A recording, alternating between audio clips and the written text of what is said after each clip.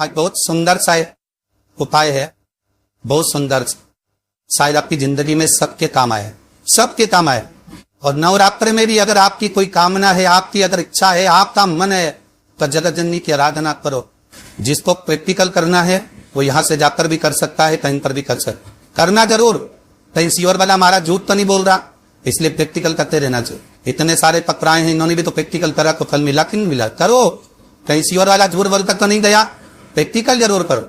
और नवरात्र में भी देवी की आराधना का एक स्मरण का सुख है महाराज। ज्योत का विधान है, नवरात्र में देवी की ज्योत लगती है, अखंड ज्योति लगती है, जवारे बुआए जाते हैं, कलश रखता है, ज्योत का भी विधान है। जिसके यहाँ दिया अखंड जलाया जाता है, अगर वो दिए की लो, दिए की बाती अगर दक्षिण दिशा की होती है तो उसके घर में साल भर में एक घात जरूर होती।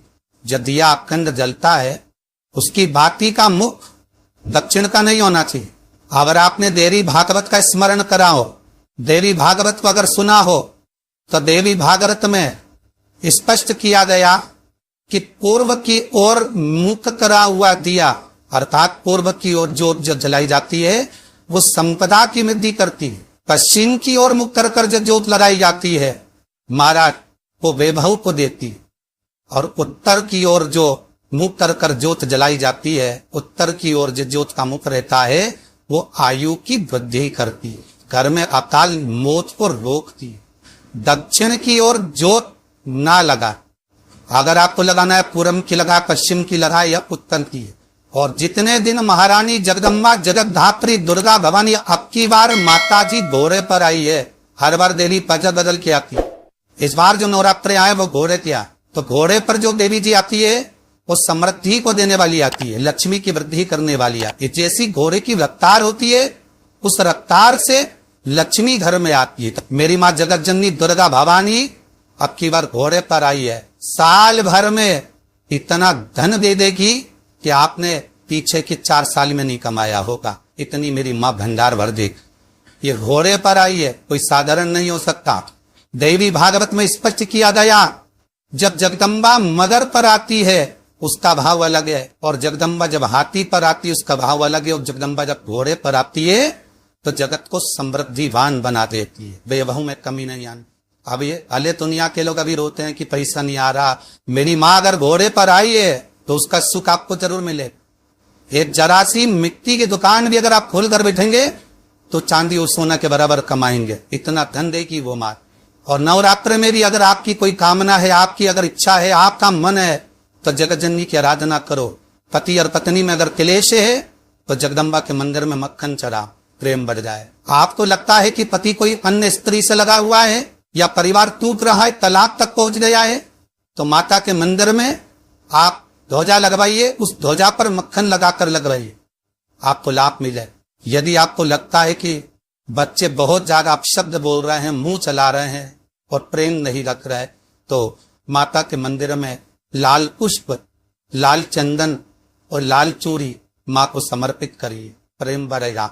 बच्चा कभी आप जी से कम नहीं बोलेगा, प्रेम की भाषा निकली है। सती पता यार, जिनके घर में ज्यादा रोग हो, बीमारी हो, ज्यादा तकलीफें आ रही हो, कष्ट बढ़ रहा हो, बीमारियां बढ़ रही हो, या भय लग रहा हो, डर लग रहा हो, हृदय चित्त में कहीं ना कहीं आपको भय का भान हो रहा हो, तो एक लोटा पानी एक कलश में जल भर कर रख लीजिए और रात भर उसको रख कर दो। नवरात्र चल रहा है, वो उस कलश को रात भर रखकर सुबह सुबह उस कलश में एक बेलपत्र डालकर उस जल को नीम के पेड़ के नीचे, जहाँ नवरात्र में नीम के पेड़ के नीचे सारी विद्याएं, आदि शक्तियां, सारी देवी उस नीम के पेड़ के नीचे विराजमान रहती है। उस कलश में एक बेलपत्र डालकर रात भर रखकर उस जल को पूरे घर में घुमाकर उस नीम के पेड़ के नीचे समर्पित कर दीजिए महाराज। घर में भय लगना बंद हो जाएगा, कोई बड़ी बीमारी आपको घेरेगी नहीं, और उस बीमारी से, उस रोग से आप मुक्त रहेंगे,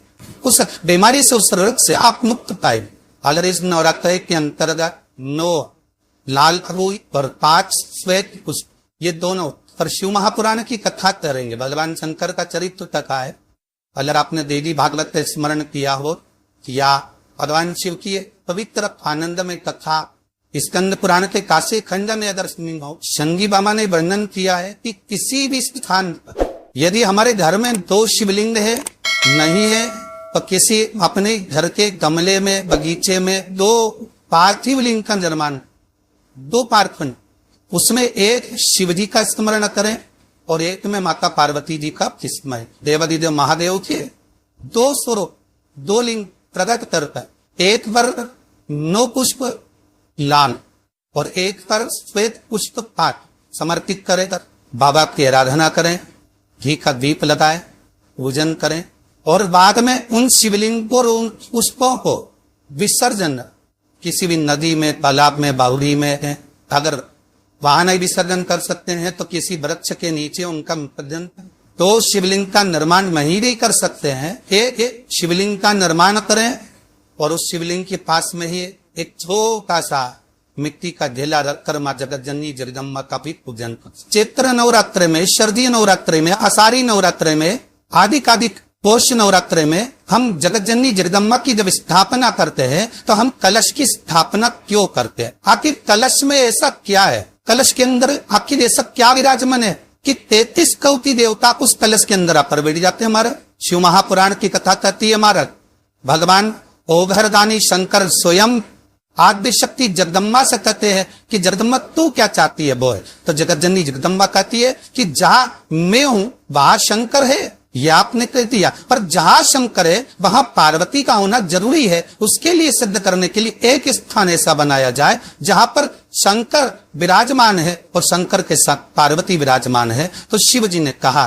पार्वती उसके लिए मैं तुझे एक सुंदर कलश का निर्माण कर दे। भगवान कुंभ का निर्माण करें, भगवान कलश का निर्माण करें और भगवान स्वयं ब्रह्मदेव करें कि आप ऐसा निर्माण कर दो जिसमें 33 कोटि देवता स्वतः विराजमान हो जाए। तो भगवान ने उस कलश का निर्माण कर दिए। आप कलश का निर्माण करा तो स्वयं भगवान ब्रह्मदेव बोले प्रभु इस कलश के अंदर मेरा स्थान का बहुत ध्यान देना महाराज। कलश का जो मुख होता है उस मुख पर भगवान विष्णु का स्थान होता है। किसका स्थान है? भगवान विष्णु का।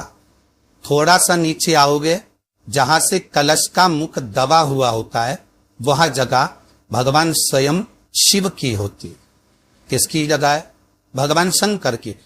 कलश का अग्रभाग नीचे का भाग जहां से फैला हुआ होता है वह ब्रह्मा का आधिपत्य स्थापित होता है। फिर कलश का जो नीचे का भाग होता है वो भगवान शिव और शक्ति का स्थान होता है। कलश के बाहरी भाग में जहां पर बाहर का हिस्सा होता है उस कलश के बाहरी भाग में 33 कोटि देवताओं को भगवान शंकर ने लाकर विराजमान किया होता है। महाराज भगवान शंकर 33 कोटि देवताओं को निमंत्रण देकर उस कलश में विराजमान कर।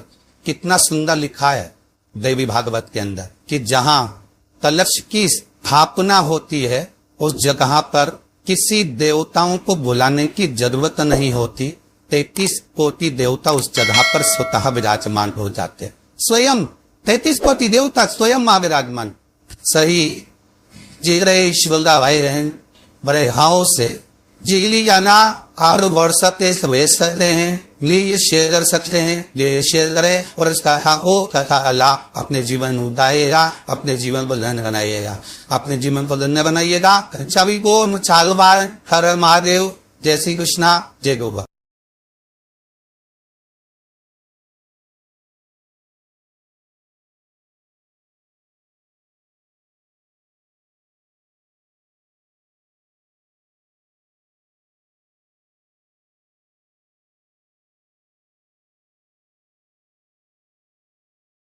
शिव मंदिर में चले जाना, किसी भी शंकर के मंदिर में चले जाना और पार्वती माता का श्रृंगार दिखना एकदम साधारण। एक चुंदड़ी ओढ़ी हुई है, हाथ बंधा हुआ है, कोई थोड़ी बहुत चूड़ी पहनी हुई, माथा में बिंदी, बोर, कुंडल सब पहनी, आराम से बैठी। पर बाकी की माताओं का श्रृंगार देखोगे अपार सुंदरता का श्रृंगार। पार्वती जी फूलों का श्रृंगार करती है, उनके पास में श्रृंगार तो सब है, ऐसे कोई श्रृंगार की कमी नहीं है। माँ जगत जननी जगदम्बा श्रृंगार की कमी है, ढेर सारा श्रृंगार है, पर माँ उस श्रृंगार को धारण करती है जो जनमानस के लिए श्रेष्ठतम।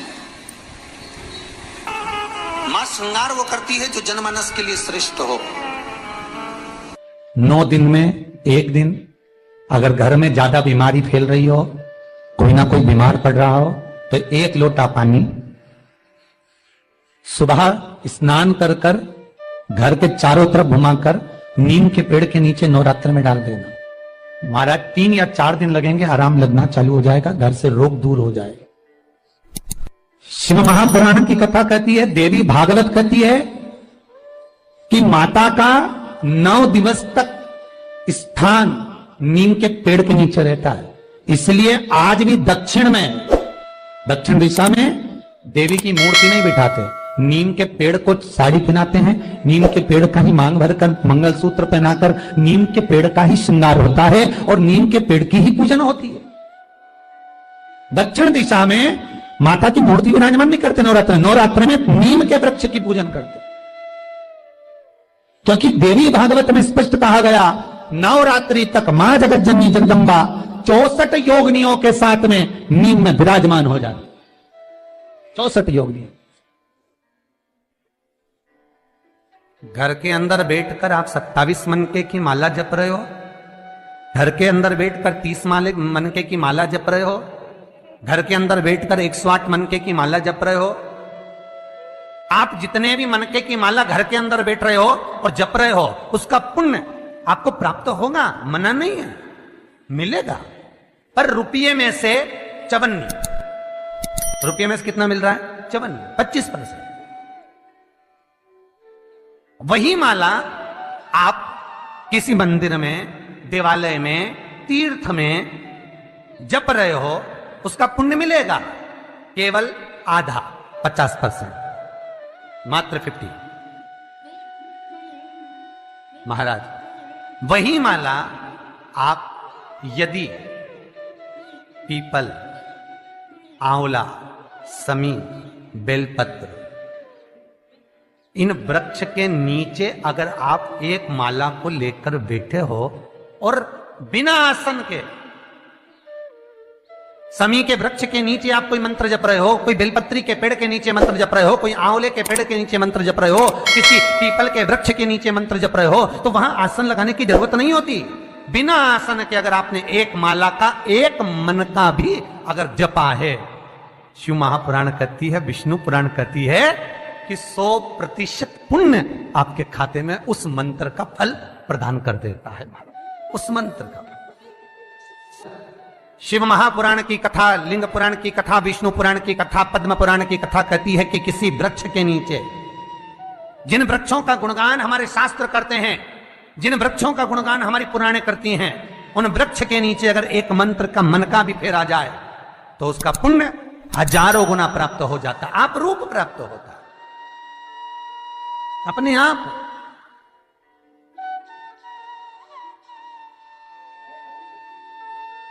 आप जिस पुण्य को करना चाह रहे, मेरा बहुत निवेदन है महाराज, बहुत प्रयास करा करो, प्रयास करना।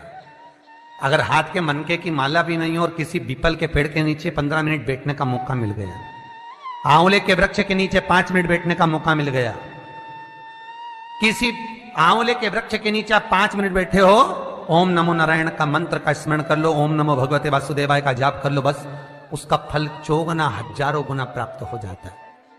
शमी के पेड़ के नीचे बैठे हो, श्री शिवाय नमस्तुभ्यम का जाप करिए, 4 गुना फल मिलेगा, 1000 गुना फल। बेलपत्री के पेड़ के नीचे गए हो, ओम नमः शिवाय ओम का जाप करिए, फल मिलेगा।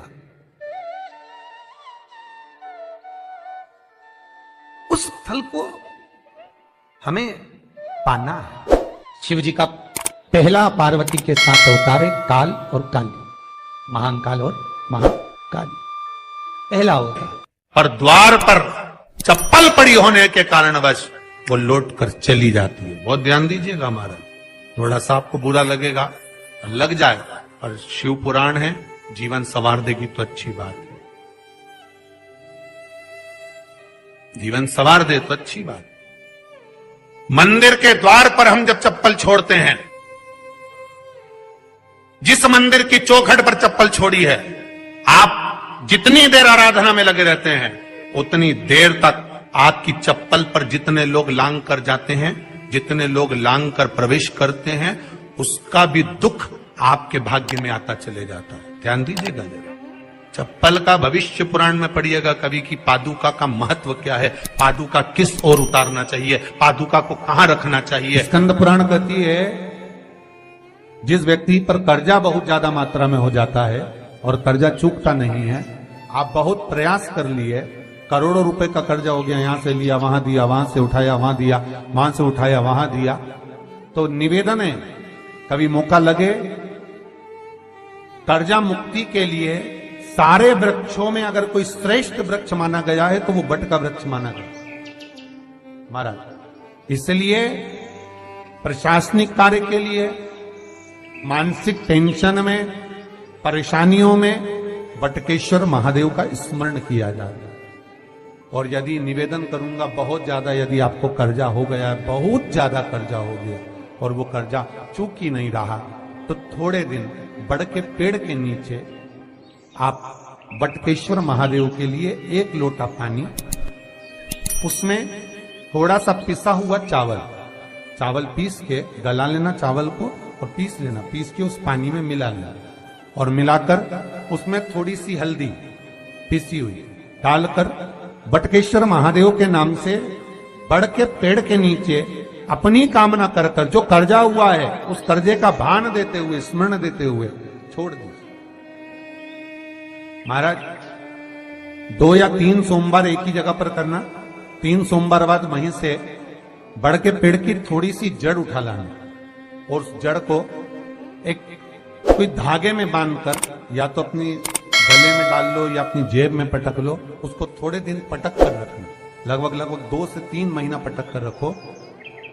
वो जड़ जैसे बड़ का पेड़ विस्तार होता है, पानी गिरे ना गिरे, जल वृष्टि हो ना हो, गर्मी पड़े ना पड़े, उसको कोई फर्क नहीं पड़ता, बड़ का वृक्ष आप रूप फैलता जाता है, उसकी जड़ें अपने आप प्रबल होती है।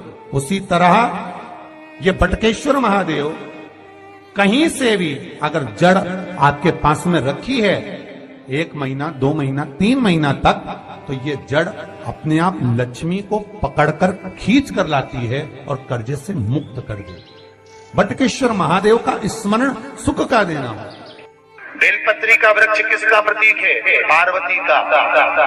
नीम का वृक्ष किसका प्रतीक है? जगदम्बा का। जिस व्यक्ति को ब्लड प्रेशर की बीमारी रहती हो, ऊपर नीचे ब्लड प्रेशर होता रहता हो, तकलीफ भोग रहे हो, बहुत कष्ट में हो, बार बार पसीना आ जाए शरीर पर, कुछ ना करिए, 1 लोटा पानी भरो, 7 पत्ती नीम की डालना, खाई की डालना, नीम, कड़वी नीम, मीठी नीम नहीं, कड़वी नीम, और साथ उसमें बेलपत्र डालना। जिस व्यक्ति का ब्लड प्रेशर हाई हो, लो हो, उसके कमरे में उसको प्लेट से ढक कर रख देना।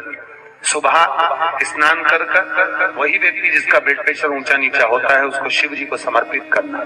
शिव को चढ़ाकर उसी का पानी 7 बार उसी स्थान पर ग्रहण कर लेना।